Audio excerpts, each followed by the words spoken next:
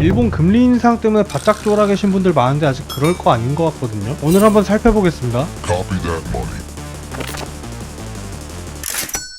여러분 안녕하세요, 카덴머입니다. 현재 시각 이제 12월 15일 월요일에 시황을 제공드리고 있습니다. 시황이 아무래도 실시간성이 있어야 된다. 이게 여러분들이 하루 있다가 보게 되는데 이런 식의 시황은 저는 사실 조금 죽은 시황이라고 생각을 하거든요. 앞으로는 업로드 방법을 개선해서 조금 자주 올려보도록 하겠습니다. 금요일에서 오늘 월요일까지 어떤 변화가 있었느냐. 우선적으로 이 이후 추가적인 고점을 높이는데 실패했다. 다시 꼬꾸라져서 제가 계속 강조를 드렸던 89K 라인에 머무르고 있습니다. 그림으로 본다면 우리가 세 가지 변화를 찾을 수 있다. 첫 번째는 이 보라색 점선입니다. 이 선은 12월 29일에 만들어진 급격한 하락 채널이었다. 근데 보면은 이제 이 점선을 이탈해서 돌고 있습니다. 그쵸? 따라서 첫 번째는 주요 하락 채널의 이탈. 그리고 두 번째는 뭐냐? 주요 상승 채널이 어쨌든 지켜지는 흔적을 보이고 있다. 여기를 고점으로, 그리고 여기를 저점으로 한 이 주황색 상승 채널 있죠? 근데 여기가 이제 오늘 아침에 지켜지는 모습이 나오면서 상승 가능성 자체는 어쨌든 열려있다. 이렇게 얘기를 할게요. 다만 제 생각에는 이건 조금 신뢰도가 약하다고 느껴지는데 이건 조금 뒤에서 다시 설명하겠습니다. 그리고 세 번째는 뭐냐면은 새로운 하락 채널, 새로운 급격한 하락 채널의 가능성이다. 여기를 고점으로, 여기를 저점으로. 어쨌든 당장의 움직임이 다 담겨 있기 때문에 뭐 앞으로 추후 하락에 있어서 하락을 한다면 힌트가 되지 않을까 생각하고 있습니다.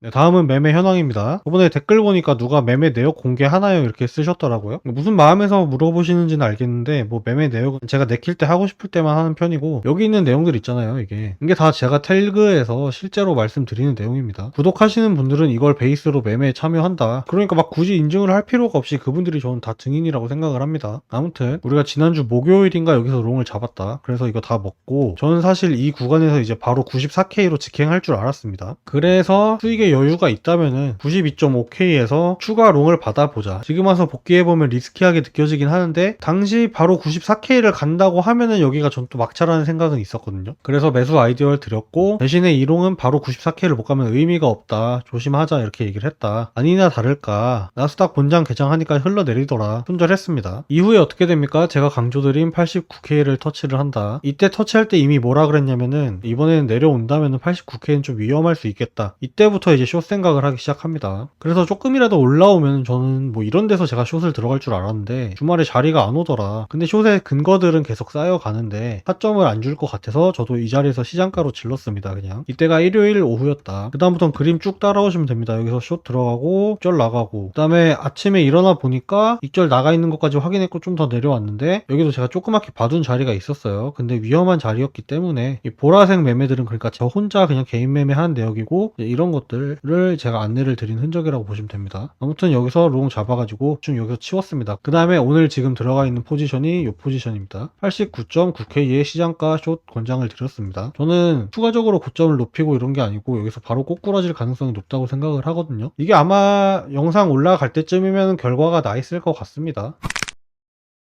다음 이제 단기 경로입니다. 경로 같은 경우는 제가 생각을 해봤어요. 지금 내가 이걸 찍으면은 그래서 내일 올라가면은 이거 뭐 다 지나 있는 거 뭐 경로 체크하는 게 의미가 있나 싶은 거예요. 그래가지고 뚜렷하게 짚을 수 있는 가격대만 한번 살펴보고 넘어갈게요. 먼저 오늘 포인트를 집어드리면서 제가 드렸던 말씀이 뭐냐면은 지금 머물러 있는 구간이 중요하다. 왜냐? 그 전에 지지로서 작용을 했는데 이번에 어쨌든 한번 말아 올리긴 해서 또 깬 거잖아요. 그림으로만 본다면은 이 오렌지색 선을 살리면서 다시 긍정으로 바뀐 거 아니냐고 하실 수도 있겠지만 이 선이 이전에 기능했던 것을 생각해 본다면은 이번에 이 라인이 다시 저항점이 될 수가 있다. 그러니까 SR 플립이 일어나는 거죠. 결과적으로는 여기서 이렇게 머무르다가 떨어지게 될 가능성도 우린 열어놔야 된다. 하지만 여기서 오를 가능성 또한 이전에 있었던 것처럼 그쵸? 이렇게 다시 튕길 가능성 또한 있기 때문에 여긴 상당히 중립적이다. 그리고 여기서 나오는 방향이 이번 주에 대세 방향을 가늠하게 될 가능성이 높다. 이렇게 말씀을 드렸습니다. 이렇게 얘기하면은 오르면은 올랐습니다. 내리면 내렸습니다. 하는구나 이렇게 하실 수도 있어요. 저는 그게 아니고 아까 베팅도 말씀드렸지만 저는 일단 숏을 보고 있습니다. 숏을 볼 경우 어디까지 떨어질 거라 볼 수 있을까? 제 생각에는 85에서 86K 라인이 유력하지 않나? 그러고 만약에 이 두 라인이 박살이 나버린다. 그러면은 이제 뭐 81K 언더로 간다고도 생각을 해볼 수 있다.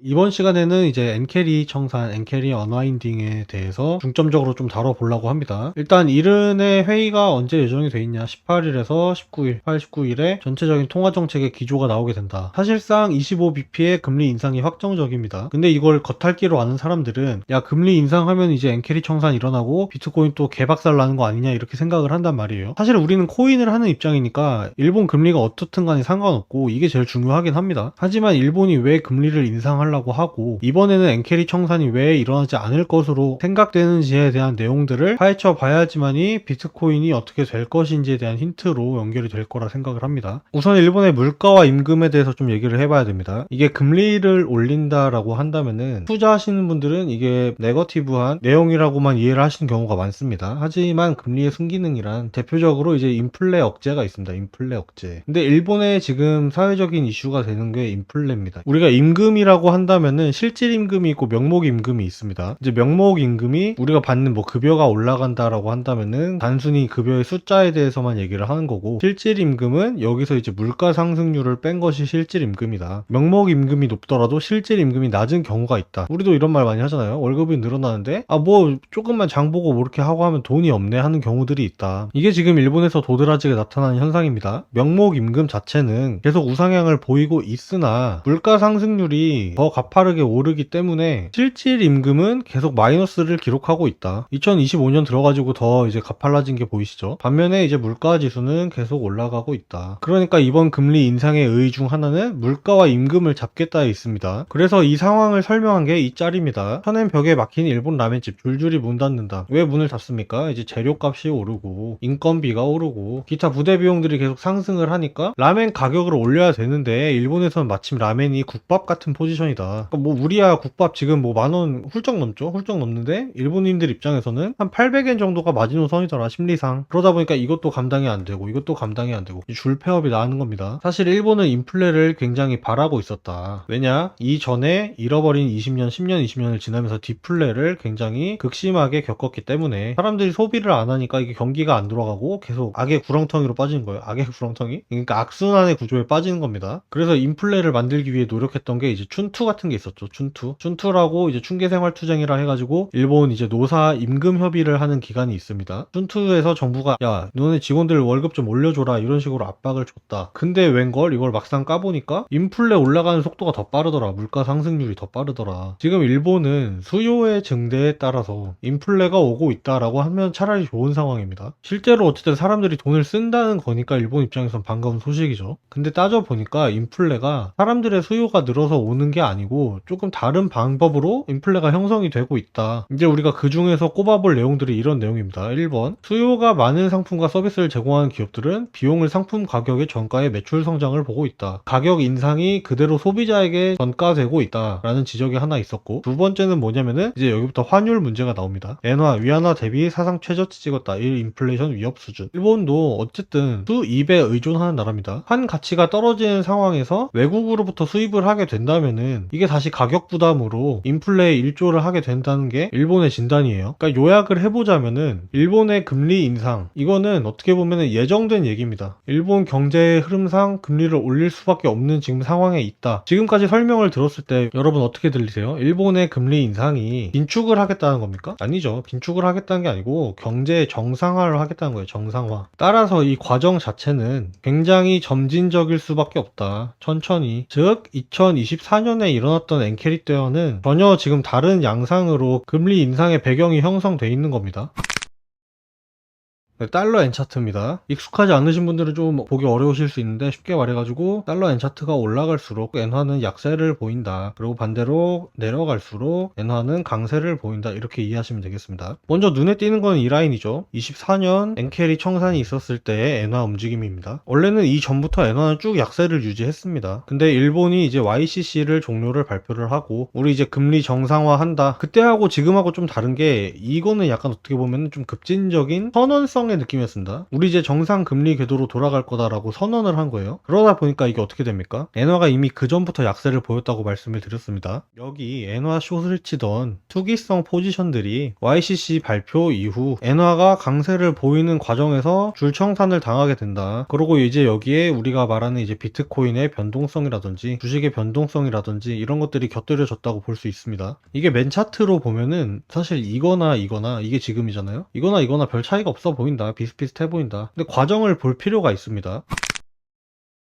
CFTC에서 제공한 엔화 넷 포지션에 대해 알아볼게요. 이것도 뭐 어렵게 보실 필요 없고 이 중단선을 기준으로 해서 양수로 갈수록 이제 매수, 음수로 갈수록 매도로 보시면 됩니다. 결국에 매수라는 거는 이제 강세 베팅을 하는 게 되겠고 매도라는 것은 약세 베팅을 하는 게 된다. 엔화는 꼭 엔캐리 청산 때 사건뿐만 아니어도 지속해서 약세를 보였습니다. 보시면은 점진적으로 포지션들이 늘어나고 있다. 숏 포지션이. 그러고 이제 바로 이 구간 일본이 YCC를 끝내면서 우리 금리 정상으로 돌아갈 거야 하니까 순식간에 포지션들이 청산나는 것을 볼 수가 있다. 어쨌든 이거는 과거의 얘기고 이제 올해를 봐야겠죠. 이후에 이 구간에서 약간의 의견 불일치가 있긴 했지만 보시면 25년도 1월입니다. 1월부터 지금 특징적으로 보이는 현상 중에 하나는 이미 많은 이들이 엔화 강세에 베팅을 하고 있다는 거예요. 그쵸? 즉 무슨 말이냐, 이미 사람들은 일본이 금리 인상할 거라는 걸 알고 있었다는 겁니다. 따라서 많은 이들이 금리 인상에 대해 알고 있는 만큼 이번에는 8월과 같은 비슷한 충격이 일어날 거라고 생각하기는 좀 어렵습니다. 엔캐리 청산 같은 경우는 금리 인상에서 촉발된 것처럼 보이지만 엔화를 봐야 돼요. 엔화. 그리고 엔화는 24년 8월과 가격은 비슷할지언정 투기적 포지션의 맥락에서 본다면은 현저히 반대 양상을 띠고 있다. 채권 금리에서도 비슷한 현상이 나타나고 있습니다. 결국 장기채 금리는 미래 단기 금리와 인플레이션을 반영한 수익률이라고 볼 수 있습니다. 그냥 어려운 거 다 빼놓고 장기채 금리가 이미 이만큼 상승해 있다는 건 무슨 뜻이냐면은 일본의 금리 인상이 이미 시장에 반영돼 있을 가능성이 크다는 겁니다. 결론적으로 뭐냐, 이미 모든 사람들이 알고 있다는 것은 이 금리 인상 자체가 쇼크가 아니라는 거예요. 그쵸? 이미 시장은 가격에서 다 반영을 하고 있고 이번에 금리 인상을 하더라도 이건 새로운 충격보다는 아 역시 올릴 줄 알았어 라는 확인 사살에 좀 더 가깝지 않나라는 게 제 생각입니다.